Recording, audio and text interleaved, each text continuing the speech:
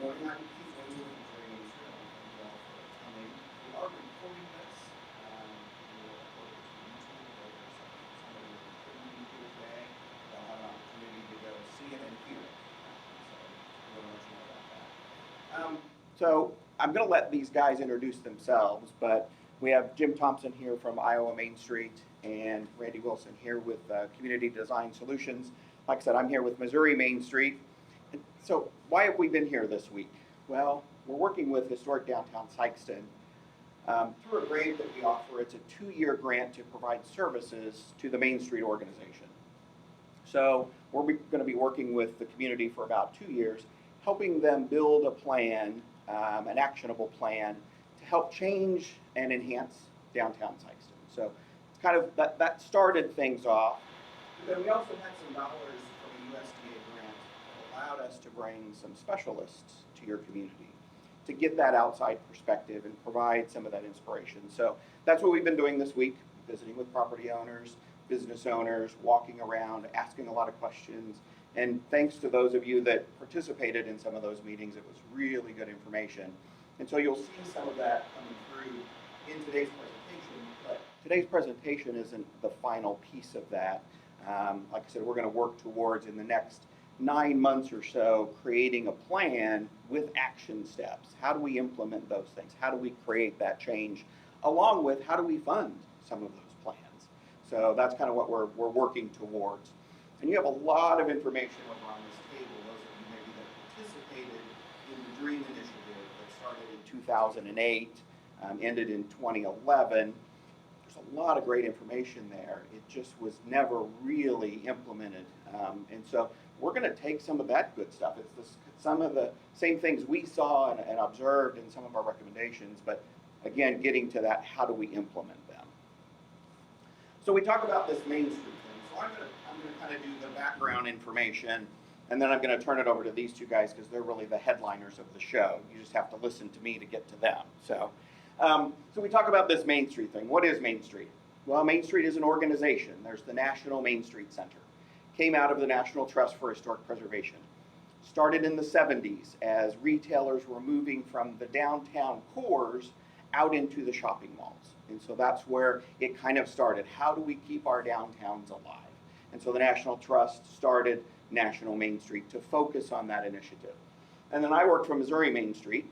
It's our job to support our communities in Missouri with tools and resources in their downtown revitalization efforts. So there's an organizational structure to it that's been around since the 70s. Then it is that methodology used to revitalize those older traditional business districts.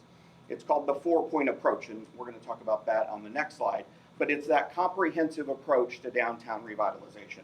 It's not just focusing on one aspect, maybe not just focusing on events or not just focusing on buildings. It's focusing on all the things that create those quality of life things that we're looking for in our communities. Then it's the network that connects all of those communities and programs together. The National Main Street Network is very strong. They love to share information. And in fact, we call it R&D, rip off and duplicate. So the network has the capability, if you're in a Main Street program through National Main Street, to pose a question that maybe you're struggling with in your community. You can pose it to the entire National Main Street Network and look for ideas and suggestions, best practices. So it's a network that connects those folks together, connects the communities, connects the coordinating programs. I'm good about knocking stuff over. And connecting those downtown professionals like Jim and Randy that help us in the things that we try to accomplish. But then it's also that brand. Main Street is seen as the premier downtown revitalization organization. And then it is that advocacy on the local level. It's returning the community to self-reliance, local empowerment. We're going to provide suggestions. We're not going to tell you what to do. We don't come into your community and dictate what you do. It's all based upon the community. What are the wants and needs within the community? And then we help you accomplish those. So it's all about local control, local empowerment. So how do we do this? I mentioned the Main Street 4-point approach. So there's programming aspects to it, but then there's also the organization, the Main Street organization, kind of the foundation and the resource. So on the programming side, there's these things called design, economic vitality, and promotion. So that's how we accomplish Main Street.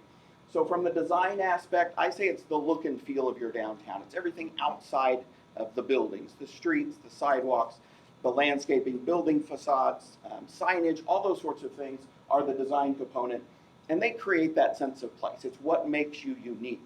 We talked about this yesterday at the planning and zoning meeting, that your building stock is very unique. It's only found here in Sikeston. Your building, your downtown infrastructure is not found anywhere else in the world. So that's what makes you unique. And that's why we have that historic preservation ethic.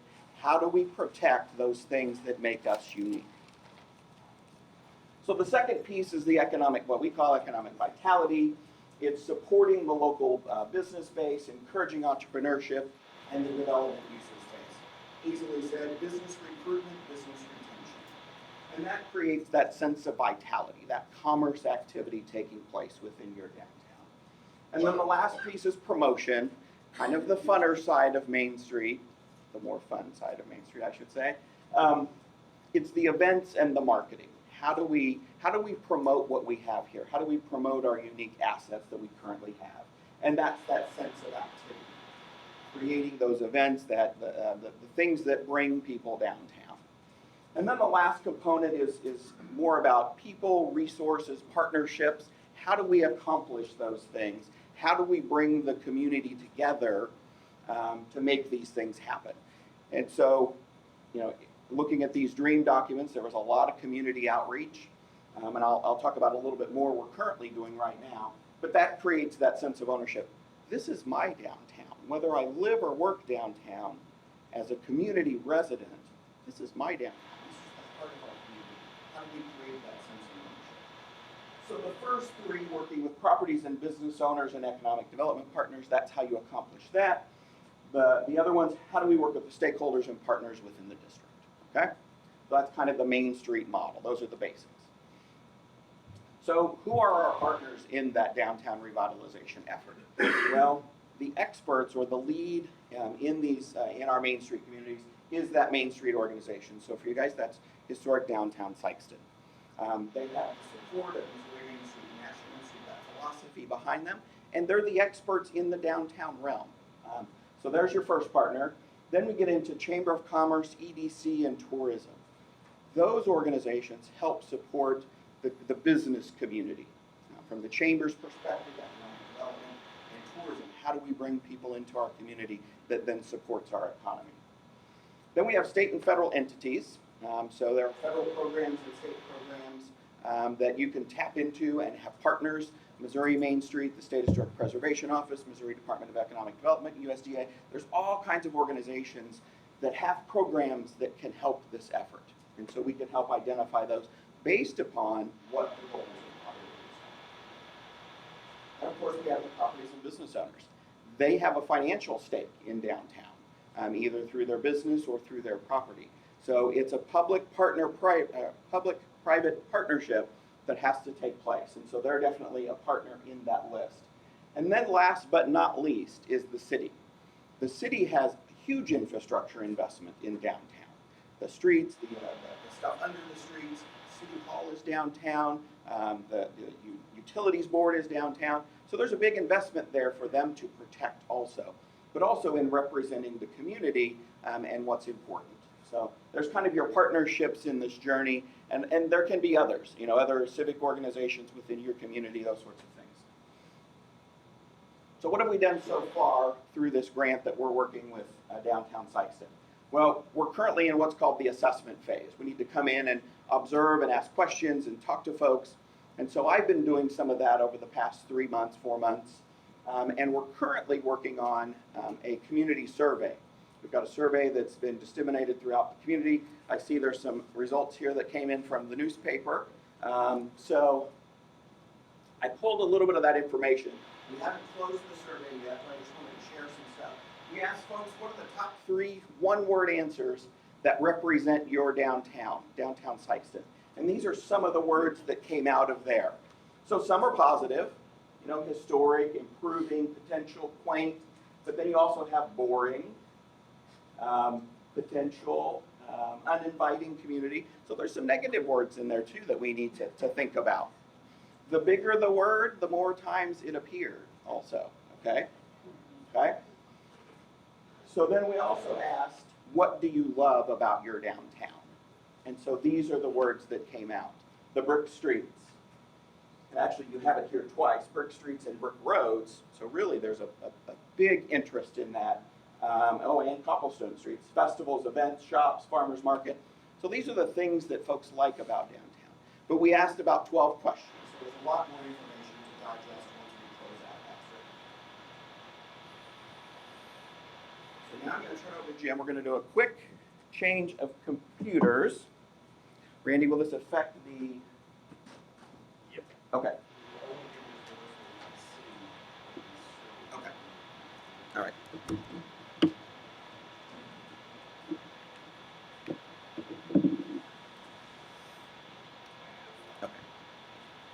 Sorry for the confusion. Our computers aren't talking to each other today for some reason.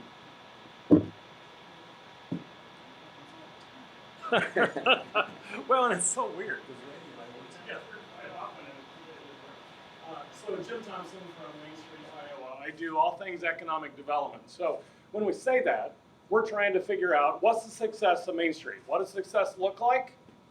When we do it right, we create higher assessed values on every building, and we create parking problems.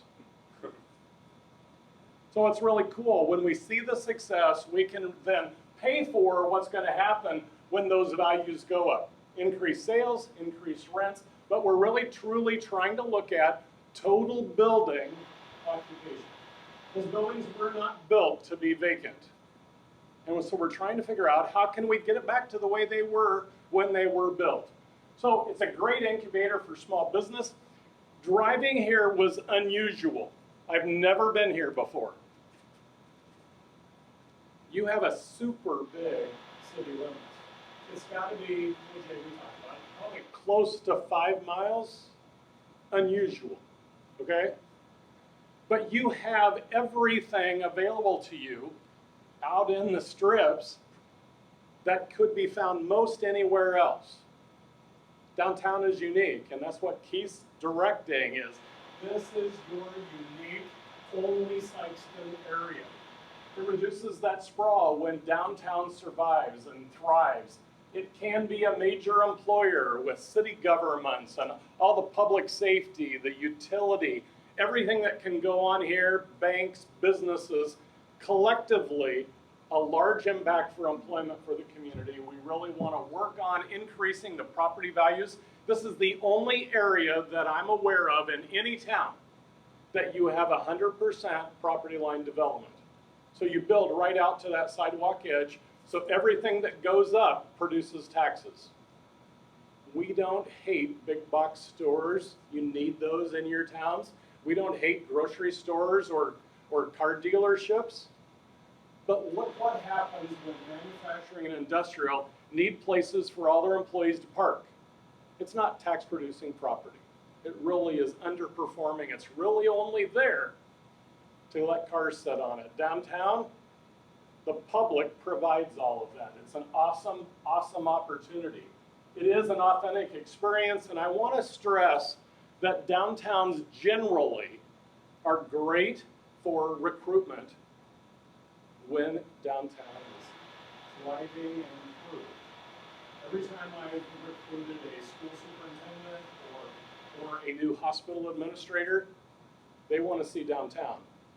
The strength of this town is also demonstrated in downtown. I want to cover what it costs. We brought in a national economist to go through the Midwest and say, what's it cost when you have an empty building? And so when we add up all these things with loss of rents, the property value, sales tax, everything that happens, this was built around a model that was a retail store, a one building, 2-story, that did $250,000 worth of sales. You have to have a matrix for everything that you do. When that happens, a community loses $220,000 every year. That every single building that's vacant. So add this up. If you have 10 of those, now you're over $1 million in lost opportunity for your community. The same thing is true from just a little different direction. When we have upper story housing, we know they're going to spend money.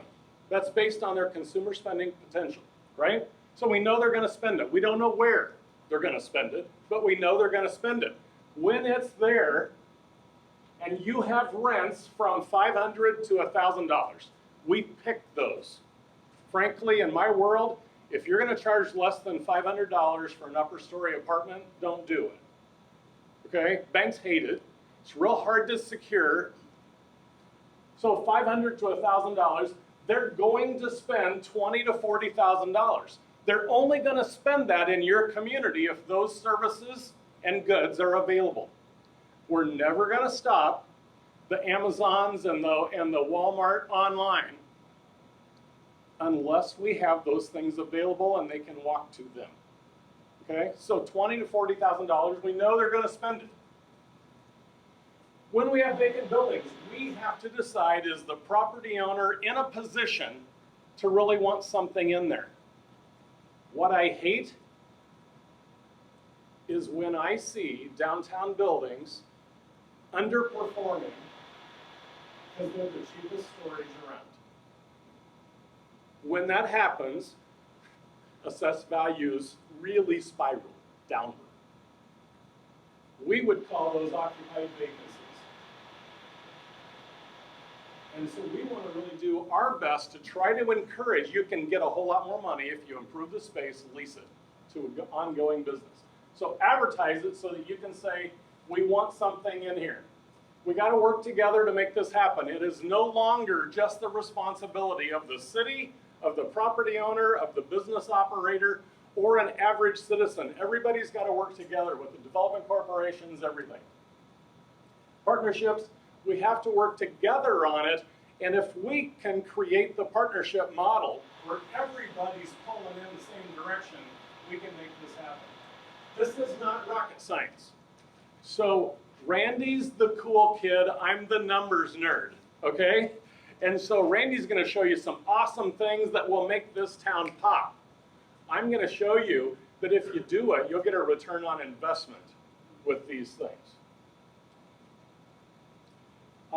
We subscribe on behalf of Main Street Missouri Connection, a data source called Esri. Maybe many of you have heard it. We use it comprehensively. We have followed many, many Missouri towns for years now. I think closest to here, Cape is where I've done the most work in the last several years, okay? But now, I'm gonna start tracking what's going on in Sikeston, because I'm a nerd. This is what every industry, every site locator, commercial broker uses, is a form of this kind of information. So when we use it, we depend on it. The outside world knows what Sikeston's like based on this, not on this.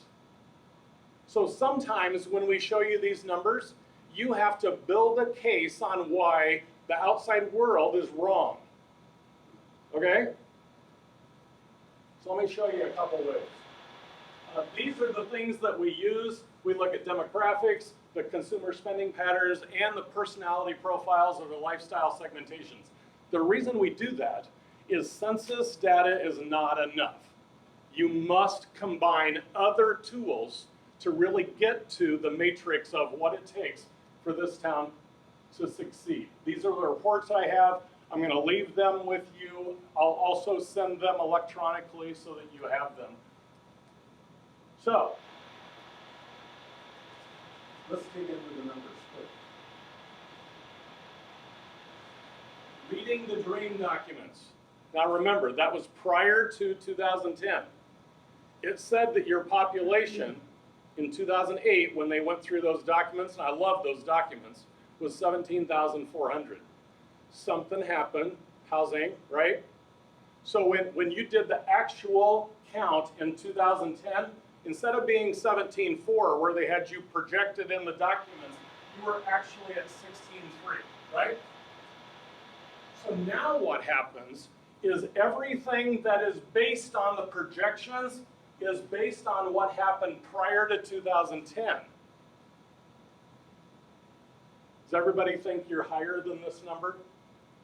with all the housing development that we've seen since we've been here? You guys are really, really quiet. It feels to me like that number's higher. We're only gonna know when you go through the census. I just don't want to happen what happened in 2010 when everything looked like your spikes in 2008 were like this, and all of a sudden it wasn't. So prepare for the future. There is a cool thing that I love about this. The last column, projected daytime population. I talked to Len about this a lot. 6,000 people, approximately, are driving into town every day to work. This is an employment center. Proves it. I hope, though, that you're also documenting what's going on with all your largest employers. Okay? Because that will also justify this number. What I start doing in my world is start wondering why they're choosing not to live here. So you work where you have to, you live where you choose to. So is it the housing selection? Is it other amenities that they want to look for? Are they driving to Cape? Are they driving other places? You guys know that kind of stuff. I don't. I can only say 6,000 people are driving in, right? You know these things. Your race hasn't changed much. You're essentially white, 68.6. Black is a little over a quarter of your population. That's essentially your demographics. You're very, very young. When I do this work in other rural Missouri towns, this number is closer to 50. So really proud of what you guys are doing. 40 is a good number. Be super proud of that. The graph looks a little out of proportion, but it's really, really a good number. These are also some of the these three columns are 5-year increments, so don't get those confused with these in the middle. These are wonderful numbers. Your school enrollment appears to be going up. Is that true? Things are looking okay at the schools?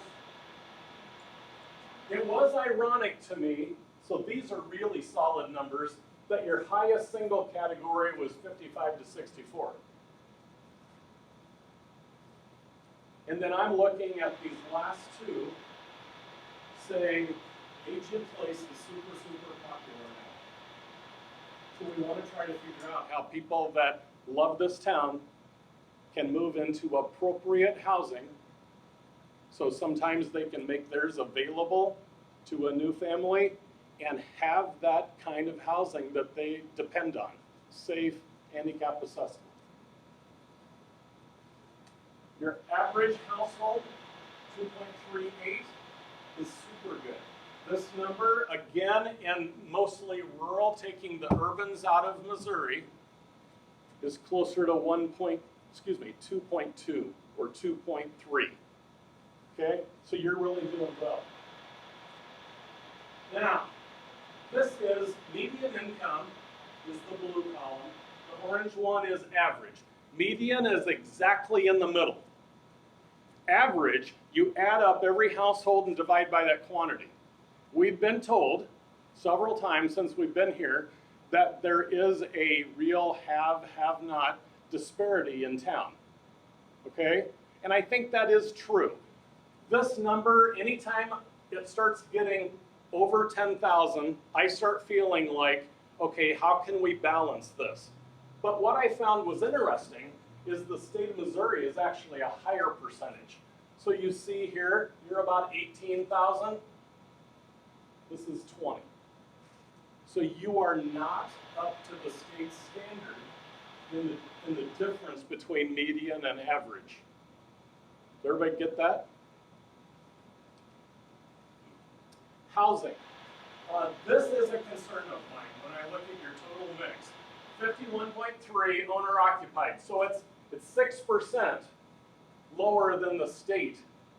39.5. So you're darn near 10% higher on rental units. And then your vacant housing is 9.2. So let me show you a little bit more what some of this would do. So when I look at this, household incomes less than 25,000, you see we're over 30% of your income.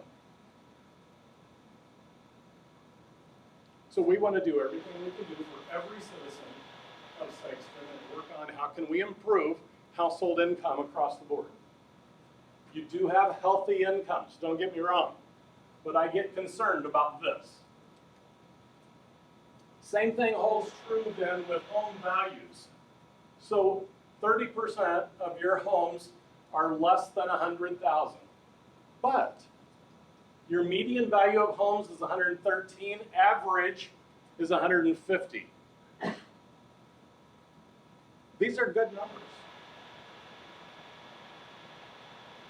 What I get concerned about is if I'm a median income family, 38,000, what does that do for me to afford a median value home here? Are you tracking with me? So half of the people are below that, half are above it. I'll show you real numbers in a second on how that applies to wages. Now, I go back to 2010 because I want to work with actual numbers, not projections on this. So almost 2/3 of all occupied households have 2 or less people in them. The way I describe this, today's my mom's birthday. She's 86. I don't want her living by herself. We want to make sure that she lives with my sister in a townhouse. It would not be safe for my mom to live by herself. We can't look at these numbers, that's what shoe leather's for, and determine with your median age being 40, this could be really, really good. We have young professionals that are just starting off and they're single person households. But if my mom were living in Sikeston in a 2-story, single family detached, it's not safe for her to go upstairs. So the only time she would do that is when we're home for holidays or family reunions. And we'd go up and clean it.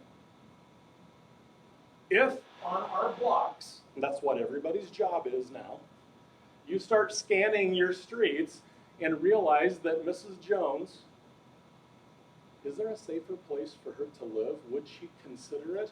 We're not saying you have to move.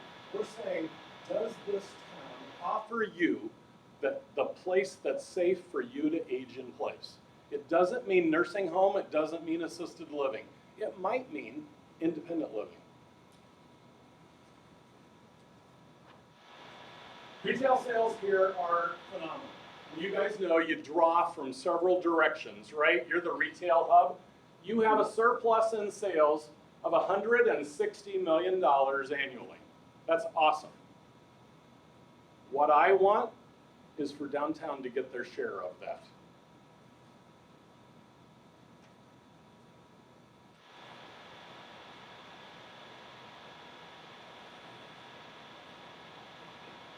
If all we do is sit around and complain about this kind of stuff, we're never going to get it, right? There's a solution for everything. So we want to make sure that, and we feel good about what's going on here. We do feel like the development horses are all pulling in the right directions. And we feel solid that the city is also leading that charge, partner with that charge. Now, I'm going to end with housing as economic development. Just a couple slides, but I told you I wanted to show you some real numbers on what's going on. So there's some acronyms that are kind of fun out there. You guys all know this one, Citizens Against Virtually Everything, right? NIMBY's not in my backyard. Do you know the last two? So when you build housing, notes are those people that say, not over there either. And my favorite is banana. Build absolutely nothing anywhere near anyone. And they're out there. They live in Sikeston. They might even be your neighbors. But we got to figure out, housing has got to be considered, in my opinion, your #1 economic development tool. So here's what happens.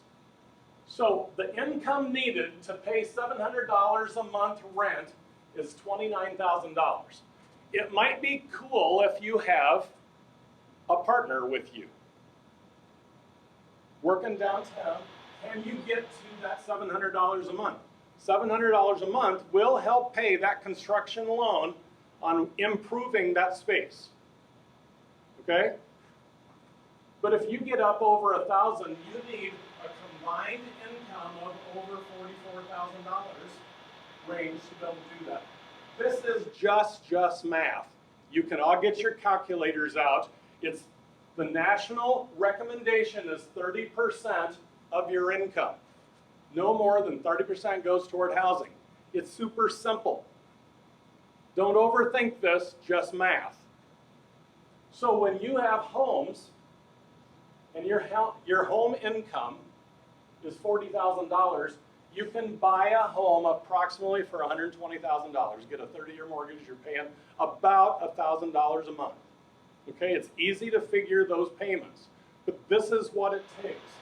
What we're trying to get you to think about, and this is hard for me, but we have to tell stories, not based on median household income, but on real people's stories, the struggles they have to make ends meet. So if we're looking for people to work in our shops that are in these income brackets, this might also include first-year teachers, brand new police officers, those kinds of things. We have to have the appropriate housing that they need to survive here. What I hate is when teachers work in a district, live in a separate district. They get out of college, they get their first couple of years under their belt, they get training, they're now experienced, but because they don't want to commute anymore, when an opening comes up in the town they live in, that just happened to be Cape, because they said there's more fun to live there, you lose. You pay for all their training, you lose. You got to figure out how to make this the place that they choose. But these are real stories about real people. I know I talk numbers a lot, but relate this to your kids. Relate this to new employees. Where are they living and can they handle it financially? So the last things, if we're going to be successful here, you've got to be really active and well organized. Understand who you are. You are not going to be some other town. You're Sikeston. Be proud of that. We talked to so many people the last couple days that love this town. Give them an opportunity to demonstrate. Maintain the support of business owners, property owners, and the community. Really focus on domino projects. Domino projects mean that if I get full occupancy in my building, two-story building, first floor is my store, second floor is vacant. If I now have rental income upstairs, maybe, just maybe, I can capture some money to put into deferred maintenance that I haven't been able to do just on the income that I get off my store. That's what this is. Demolition by neglect happens in lots and lots of towns. We have to figure out how can we get them enough revenue, or if that property owner's not that serious, how do we find somebody else that is? That's really what we're about. You need property owners that care about their properties and will reinvest in them. The last thing. So, have an up-to-date building and business inventory. You may have that. We did not see it. Okay? And so, make sure that that's current. Every banker, realtor, then calls Lynn to say what's available. Direct them to the appropriate people. A comprehensive upper story inventory. These buildings weren't built to be vacant, so are there things that we can do, and it might be commercial, it might be residential, that we can get them fully occupied. I went in, it was amazing to me. They don't know me from Adam. And I asked several property owners if I could see their upstairs, and they said, sure. So I probably got into buildings that you guys hadn't been in. But I asked them, would you ever consider doing an upstairs downtown tour? And they all said, yeah, towns in Iowa, and I know you do in Missouri too, that use this as a great revenue producer. You charge people to get through these. What should you have? Very nice ones, okay ones, and raw space. So that people can see this is where I want to develop. The biggest change that I see in upper story development is owner-occupied rehab. My wife and I are empty nesters. We live in a townhouse. We would have considered an upper story, couldn't find one that worked. But we didn't want to mow, we didn't want any more, or scoop snow, we wanted to be free to travel, and we wanted. Upper stories are great for that, and the ones that are owner-occupied have the nicest finishes, the biggest values. And the last one Randy's going to talk about, I just wanted to reinforce it, but incentive development to really make this happen. It's really a combination of all these things. It will not happen unless we force it now. That's it. We're going to take, looks like the pizza's here, so we'll break here real quick. If you guys want to jump up and grab some pizza quickly, because now's the main show. Yeah, Randy said. Yeah, we'll switch. Can stop that? The sound.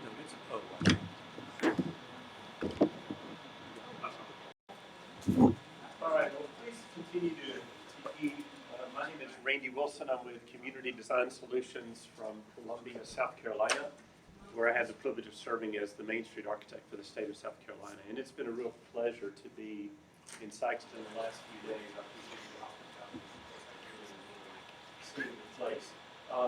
If you don't have something in your mouth, then you get to participate with a little gimmick that I want to do to illustrate the power of Main Street design. So if you aren't eating, oh, I just got Charlotte. I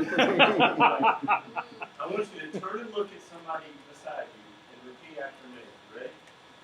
Look at somebody beside you and repeat after me. I'm so glad. I'm so glad you don't look like me. That is essentially the Main Street approach to design. And it echoes the fact that I'm really glad that downtown Sikeston, Missouri, doesn't look like any other place in the place. Okay. Now there are parts of your place that do look like other parts or places on the planet, and that's not bad. It just is. Just like in my hometown, Columbia, there are parts of Columbia that look exactly like parts of Sikeston.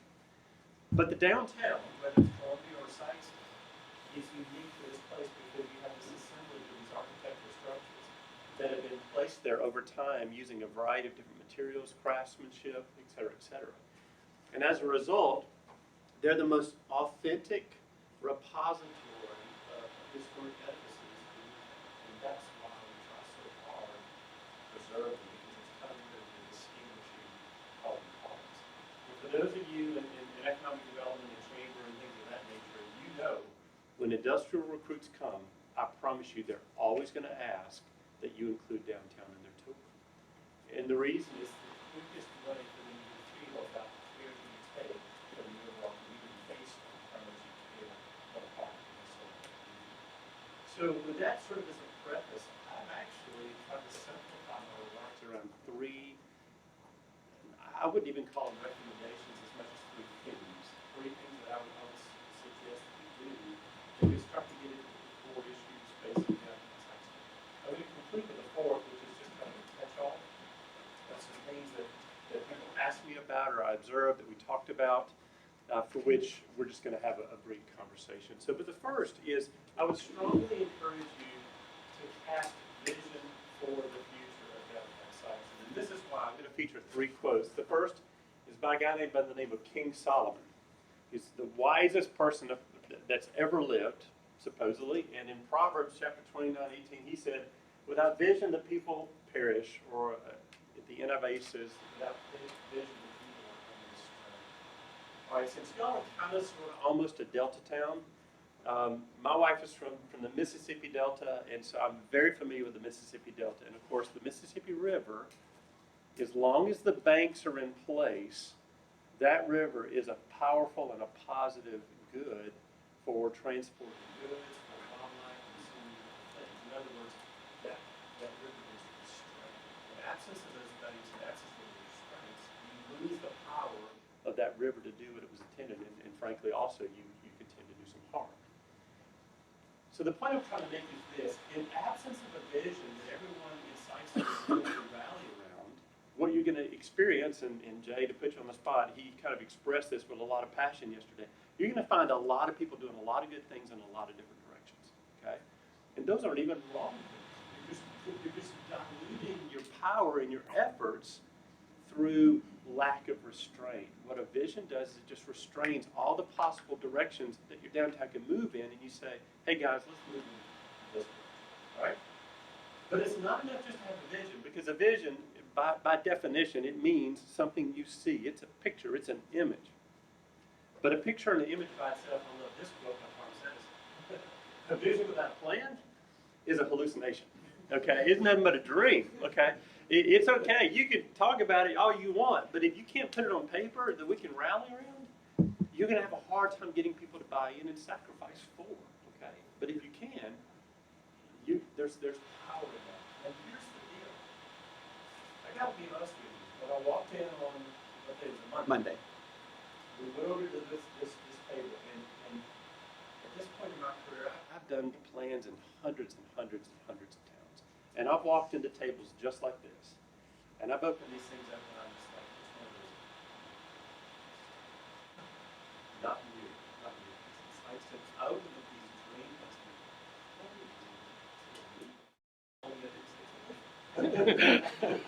but because I'm like, this is exactly what I would have recommended. I mean, the caliber of effort and the expertise and the professionalism with which these were executed is off the charts. Because, without the plans, hallucination, they had plans. As you all know, this is a plan for the plaza out there at Winge Park, and for the record, the revisions that you were considering, I was thinking the same way. I said, man, I wish they wouldn't have put it over there. I wish they'd have put it here. And lo and behold, that's what you've changed it to, okay? You also have a plan for the area on the depot, which I think for the most part is right on. If you just kind of want to know my opinion, I would actually try to increase this green space a little bit more. We can have so much good in this private area here. And with that expanded green space, we might put the open air pavilion at this point that we've been talking about, where you can host farmers markets and you can also have some public restaurants. But my point is this: you aren't just wishing. These aren't just visions. You actually have plans to back them up. But I'm now to my third quote is even plans aren't enough. Now to quote Mr. Aristotle, he says, "The soul that thinks or dreams without vision." Every one of us, when we aspire to something, it's because we have in our mind's eye a preferred future. And again, to commend this work that was done by the Dream Team and PGAV, look at this. I mean, I literally took keys. I can't compare that. I mean, I can't. This is just a stunningly gorgeous rendering of that proposed plaza in the park. Again, with modifications, which I agree with. I mean, look at this rendering. That's stunning. I hope that excites you. But here is my suspicion. My suspicion is twofold. My suspicion number one is that some people in the community have been too. Or perhaps they didn't participate in the process that even if they saw it, it would feel like something that somebody else did. It wouldn't be something that they helped create. And so one of the things that Keith and I had a conversation over breakfast about is I would strongly encourage you, and Keith maybe you need to facilitate this process, to have a couple of people that pour over these documents. And then at some point in the near future, to facilitate a public input process, where we bring these back out, we represent the applicants. And then we decide, like Jim talked about, when we talked about the market data, your community is not static. You're static. Your community has changed since these meetings. And now it would behoove you to respond to current market conditions, just like you've done recently or at Positive. You know that because here, but let your community say, we want let the community buy into these plans and we help modify these plans and recraft them to accommodate for current conditions and people's current preferences. And therefore, going forward, I think you can have a vision that you can call into the public realm. Now, let me build on that with what I consider to be some quick wins, because I think one of the things that would be important as kind of a follow-up to this process is that you can see some results. So don't go into this dynamic and just keep talking about things and talking about things and that gets frustrating. So first of all, let's go back to the plaza that was talked about in front of Legion Park. What I would encourage you to do is first of all, and I'm going to go ahead and to the degree that I know the responsible part is going to suggest some, I think the city ought to take the charge of populating this park as it currently exists in advance of something as complicated and as wonderful as a splash pad plaza. Populate it with what I call downtown stickability options. You know, these are vibrancy grants and initiatives, or I should say amenities, that give people something to do in the downtown East Park. You know, adopt the Bryant Park strategy of just simple, colorful bistro things and chairs that can move around to accommodate whether it's community or citizens paying. I love colorful Adirondack chairs. This can be bought for, you know, the semi-plastic, very inexpensive. You could even get the rocking chair version. You know, large checkers. Throw down some bocce balls. I mean, cornhole. I mean, how much does a couple of sets of cornhole cost? Put those out there for the general public to use. Allow buskers to play for tips on the sidewalks or in the downtown park. Let there be yoga classes out in the park. No, I'm just kidding. I'm just kidding. Oh, look at me, I should take it. I'm sorry, that was bad of me. That was bad. How about you, Brandy? No, I'm kidding. You know, just anything that can promote interactivity and stickability, giving people stuff to do. Do you ever get tired of people saying there's nothing to do downtown? Well, do it. I mean, literally, you can do everything on those last two screens for $5,000. Everything. Giant Jenga is one of my personal favorites. Just all these opportunities for creativity. But here's what I want you to do. When those things go out in the park, I want you. No. You got to trust your city. Put some things on your camera, take a minute, whatever. I want you to either flag off or chalk off or somehow mark in the grass where this plaza is going to go. And then near it, I want you to say a sandwich board or a flag or sign that gives them a visual that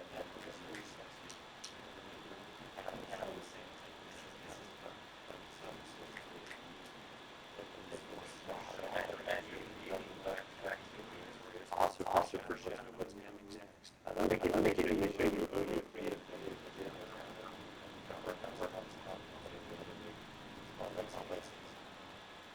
And we go for our classes in nearby school classes to create more affordable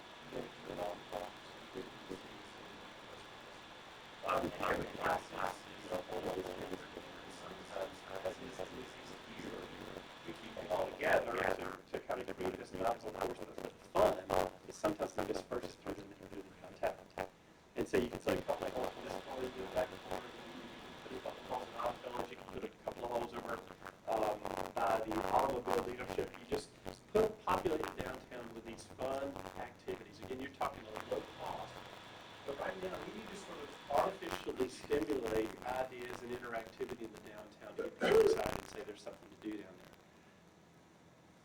But make sure you do this. $1 for every time I've asked Joe Citizen in town, what's going on downtown? I got the response, nothing.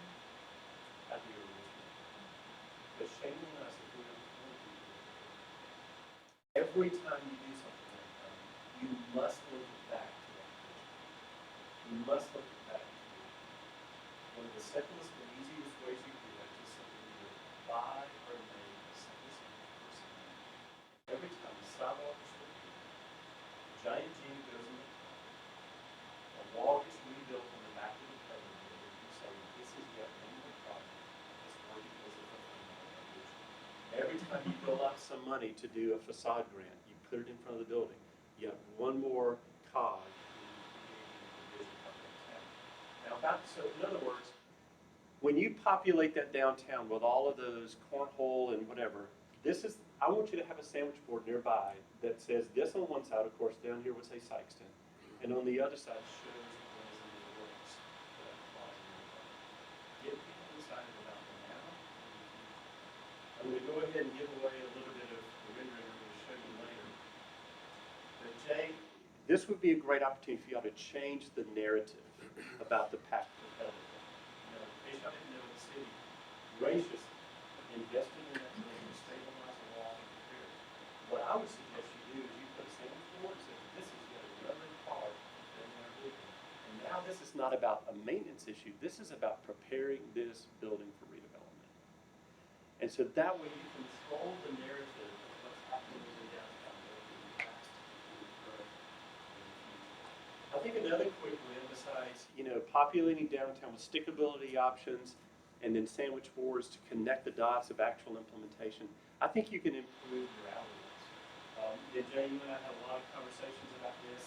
I apologize, I wanted to do just a freestanding alley rendering and I just ran out of time. But I foreshadowed it a little bit.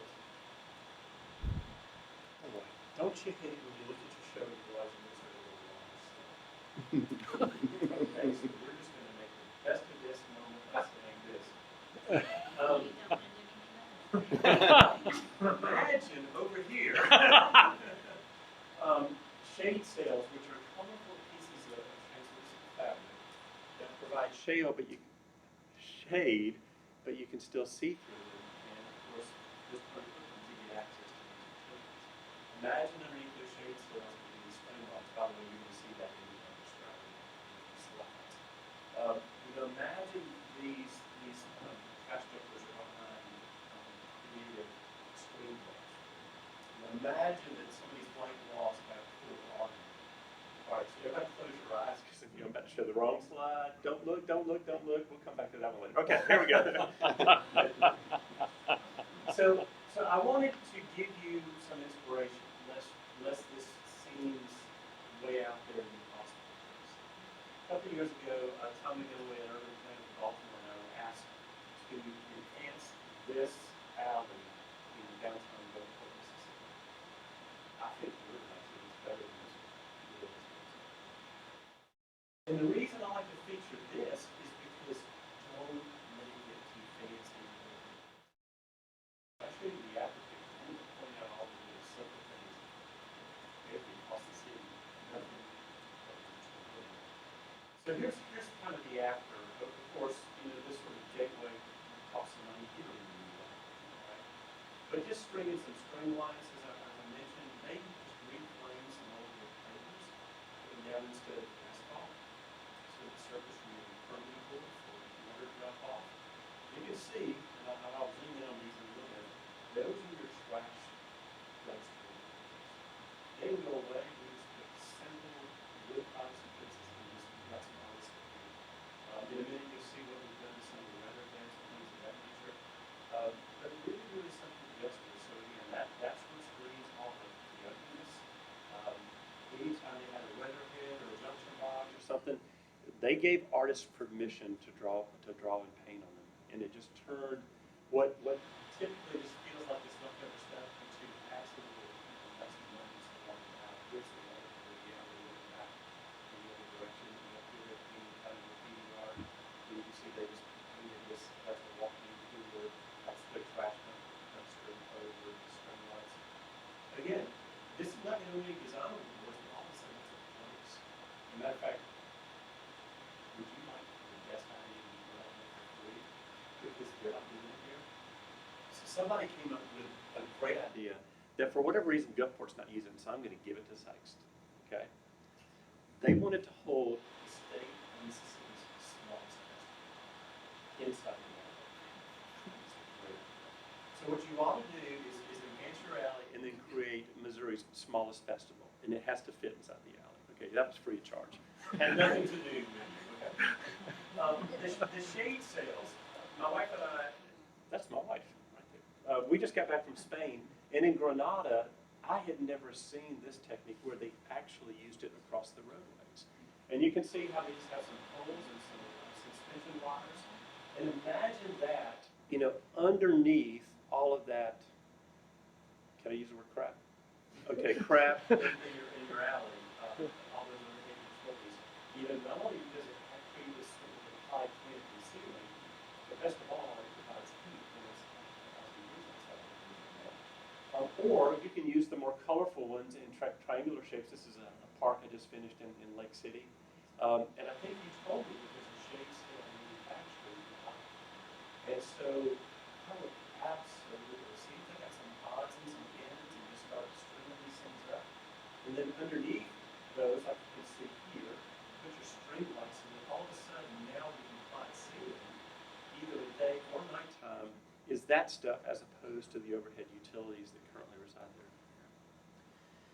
So the third area of recommendations were those creative incentives that Jim alluded to.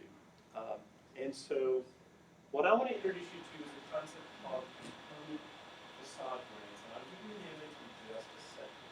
So I'm going to explain this so very well. But I want to explain why I am, you know what, this is just good. This is Mr. Potato. Okay? I'm giving you that Mr. Potato. Okay. So you need to think of the potato, that's the building, and the components of Mr. Potato Head, of course, are the hat and the glasses and his nose and the mustache and the teeth and the ears, okay? It's just all the parts and pieces that go in Mr. Potato Head. With a component grant approach, I want you to think of your building as being Mr. Potato Head. And the components that we put on our buildings to enhance the facades are things like signs, awnings, paint, cornices.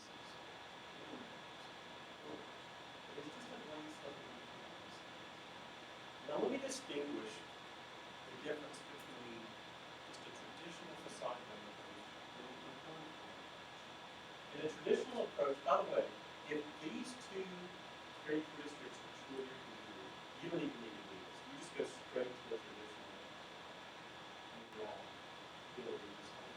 If you have plenty of money and you have a lot of capacity, there's no need to do this approach. By capacity, I'm referring to the property. Because in a traditional approach, they have to hire a designer. They have to come up with a design for the entire building. And then it requires a match, and the match has to be significant because when you're fixing the entire building, it takes a relatively good sum of money. But if those two characteristics are not in place, then I strongly recommend a component approach, which works like this. In a given year, you offer one of those components. And then the next year, you offer a different one. And then the next year, you offer a different one. I'll give you the pros, and I'm going to be fair and give you the cons. So the pros are you can make a limited amount of money with art. Number two, you allow more property owners to participate. Let's use a real simple. Let's use science.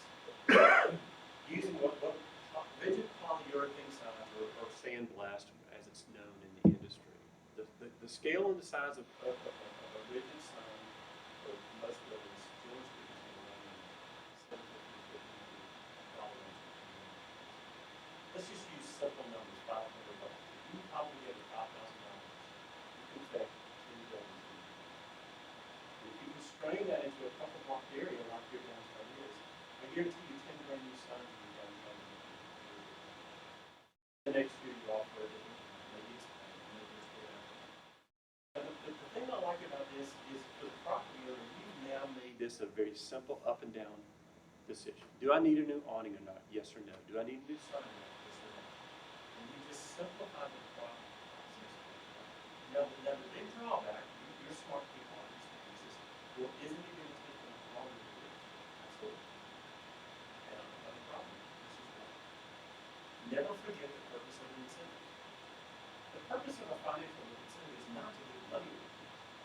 The purpose of a public sector financial incentive is to stimulate a private sector spending.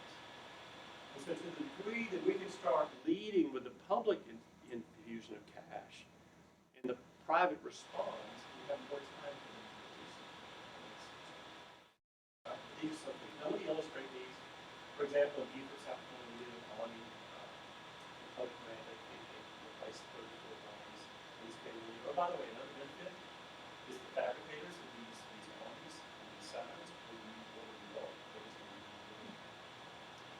Hartsville right now is South Carolina's doing the sign grant.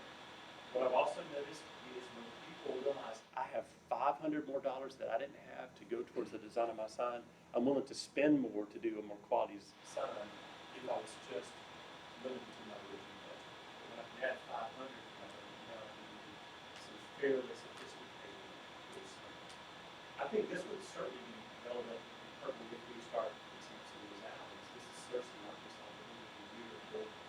We're going to continue to fix up the buildings. This one, of course, is particularly pertinent in Sikeston, and that has to do with slip cover removal. This is, honest to God, true story. When I encountered this building, now this is a pretty dated story, it's about 15 or 20 years old. I met this gentleman, and of course, pop quiz. When you see a building like that, what do you think is true around it? What assumptions do you make?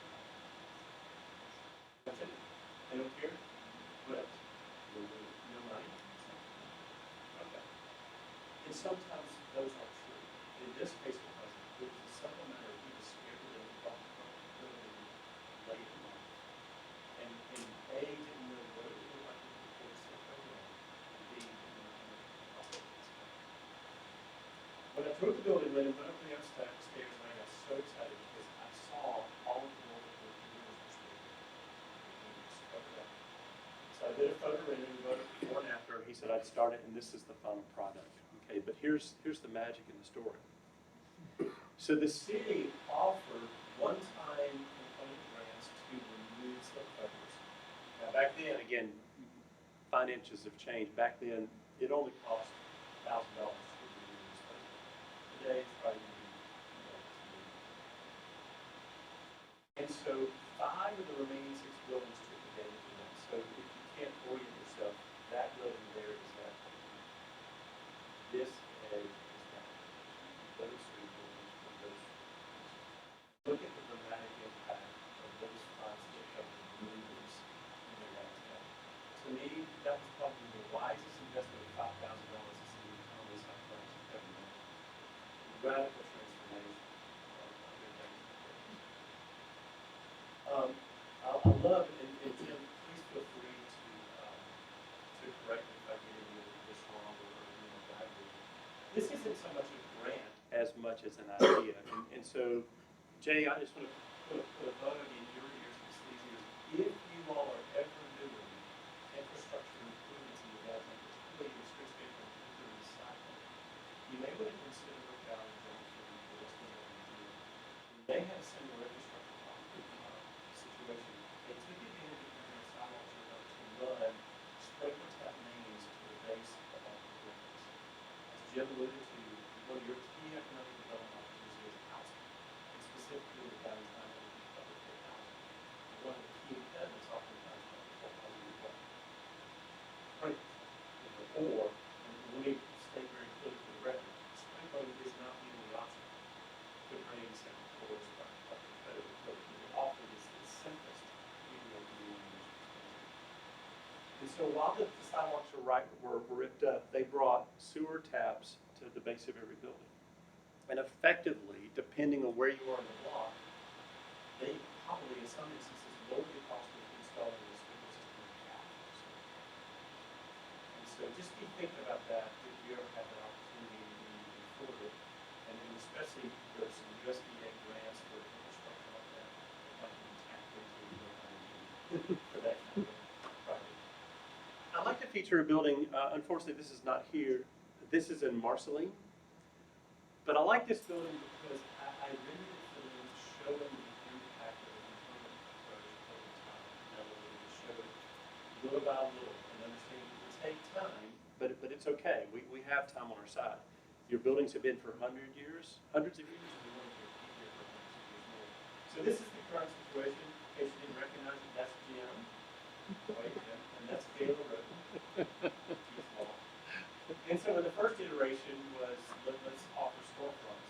And again, a nominal grant site come near to this, but any park helps towards the next week towards signage, the next towards windows, the next towards canopies, the next towards lighting, and again, so it's going to take us a while, but imagine the impact of going from this to this.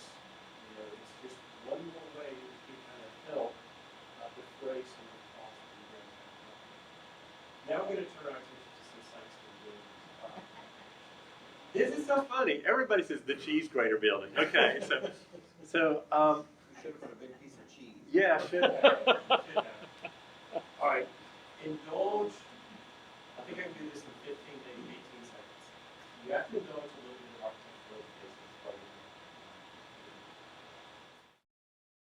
As hard as it is to accept, I had to acquire a taste and appreciation for this because I live in a 120-something-year-old home. I like old historic. If you ask me if that's my favorite style of architecture, the answer would be unequivocally no. But I will say this, after studying mid-century architecture, I do recognize when there are good installations of mid-century architecture. And you have to understand that that building has been in place long enough to achieve its 50-year period of historical significance. And so you have to trust me if you haven't acquired the same taste. That is actually a very well designed, using extremely nice and inexpensive materials. That bronze grate is extremely expensive. And then down here you've got these sandstone or marble walls. But I recognize the fact that there's certain things that are visually, I can say they're visually offensive. And the nice thing is those are simply made. So I want to just feature this one for this everybody not particularly talks about it. So number one is just they already have these flag holders. So let's just put some flags in there just to kind of break up the rhythm of the cheese grater. I don't know if you noticed the real subtle thing. By just simply painting the background of the sign, in this case gray, and the next iteration will be blue, it really kind of softens that glare spot that's offensive. Whatever you push probably don't push these down as fast as brightness. See if you can introduce some additional flavors, some small scale trees, and again this little alleyway is yet another great opportunity to string some string lights, put up some Easter pictures here for Susie's. I want you to pay attention to something super subtle, and you have to give Jim credit for this.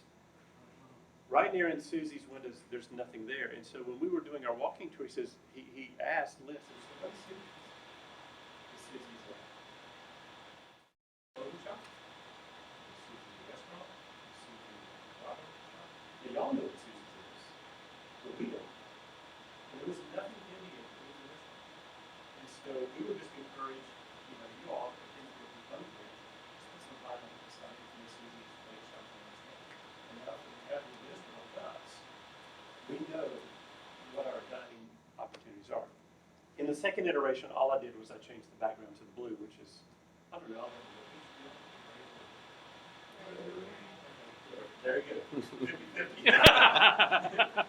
So, now, I just referred to this building as the Deco period building. Obviously, that's not the original building. But it's a nice form, and the owner would like to use this as kind of an outdoor living space on the wall.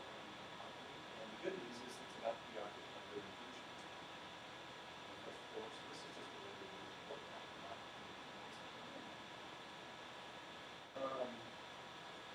this is the former auto display place at Mr. Allen. And we had a great tour of this facility and talked about some of the various opportunities that he may explore with this building. And two we're going to feature. Number one is there might be a different kind of use on the left, but on the right was to potentially put in a restaurant. And the reason it's called Cafe Climb is that it is built around the concept of Gulfport, Mississippi. Let's get here. Let me go back and see. So in Gulfport, Mississippi, after Hurricane Katrina, we did the master plan there. We also did a facade master plan. And this building, ironically, was also the former home here.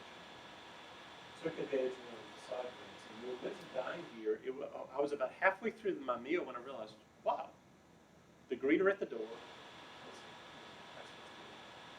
maitre d' was all the way step.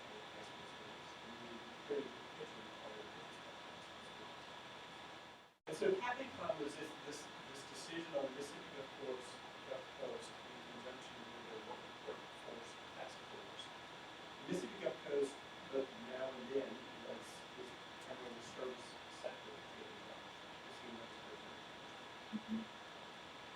troubled teens who had dropped out of traditional school years. And they created this opportunity, by the way, there's adult supervision, obviously, but they come here and they can get their GED equivalent and they learn life skills running restaurants so that as soon as they graduate, they'll be able to move on. And it's just the expertise and the quality and attention to it is important. But back to, so that was the first iteration. The other iteration is, and Jim and I think, this goes straight into the group up, okay? So we let you decide. It's completely up to you all. Now back to this building, which I love, by the way. I don't know, somebody said they didn't like this building, but I think it has tons of potential. And I think it has tons of potential, particularly as a restaurant. You should roll up. And so in the first iteration of the Sikeston filling station, you know, we have put a cool sign on top of this existing pole, really play up on that sort of garage imagery, roll it up in good weather so we're not dining. This was the rendering that I was supposed to show you previously, where you had an image of what this alley could be in terms of these shade cells and the string lights, you know, graffiti art, whatever, on various components, whether it's the doors, the buildings, or the screens, or the traffic signals. Awesome. And then we heard a lot about the AT&T building and how it's just such a big white wall with a mural in it. And if you haven't been in the bank to see this WPA period mural, it's just stunning. And so because certain people in the public may not have seen it, we would actually encourage you to put it there. Now, if I'm in AT&T shoes, I don't know that I would paint that mural on my building, so I'll just show this from Monroe, Alabama, where this is just a vinyl, piece of vinyl stretched on some wood frame. And so it's moving and it's changing. So but you can see they superimpose the wood texture, so it's almost hard to tell it's not painted on the surface. Here you can see it has a nice. So maybe that's what you can do.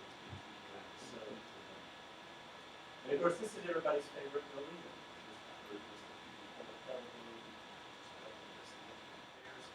Thankfully, you got lots of historic photos and how you got this. It's meetings, ideally with retail on the first floor, housing at the bottom. And we can show it in a multitude of different color schemes and color.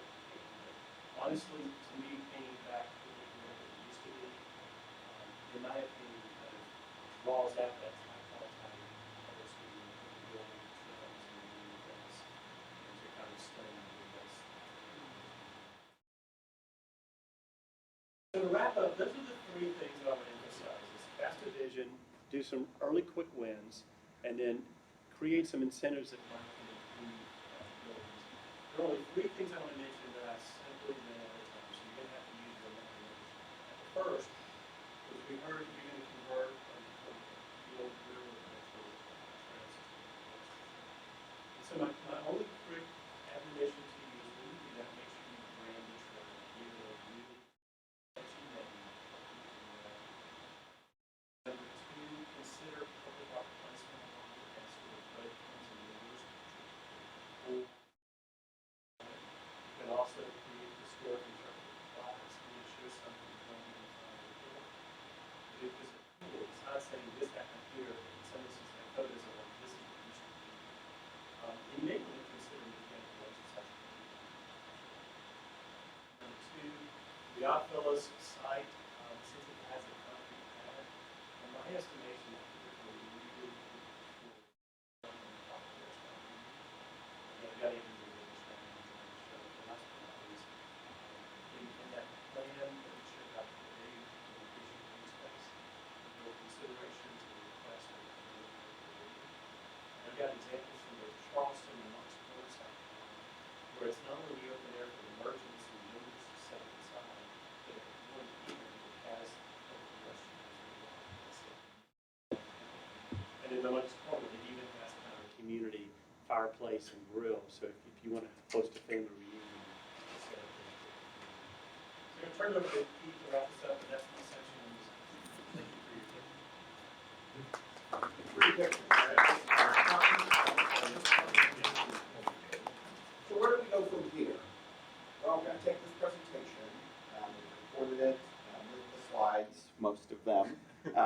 we think we can integrate those slides that Jim had that wouldn't be part of that video just because of technology, but I think we can integrate it all together. So anybody that wasn't here will at least be able to hear it, and we're hoping to get in those other visuals from Jim's also. So if somebody wasn't here, and we'll get that to you probably the next week. If we can integrate in Jim's, it might take just a little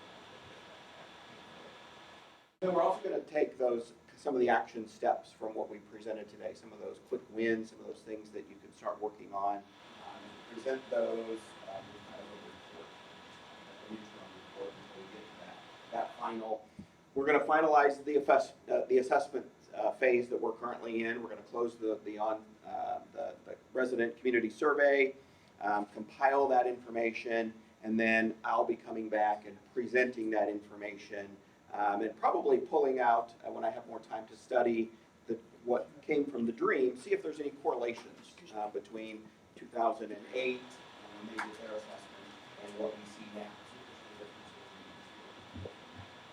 now. We're going to work with the Historic Downtown Sikeston Board, building the Main Street committees, building capacity, bless you, building up that capacity and educating them on Main Street stuff.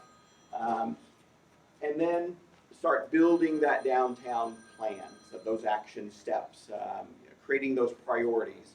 You know, we've talked about a lot of stuff today. There's a lot of stuff in those reports there. We want to help you funnel that down into priorities because there's a lot of information that can be very overwhelming. Where do we start? What's first? What's next? So we're going to help you through that process of narrowing that down and picking those priorities. And like Randy said, I think some new public engagement would be good to solidify good ideas there mixed with any current ideas, new ideas, and kind of put those pieces together and build that community support. And then at Missouri Main Street, we don't go away. After we complete this process, after the grant is finished in 2 years, we're going to help with the implementation portion. We're going to identify in the reports in the plan, funding options, those sorts of things. So we don't go away. So, are there any questions from anybody? What we presented?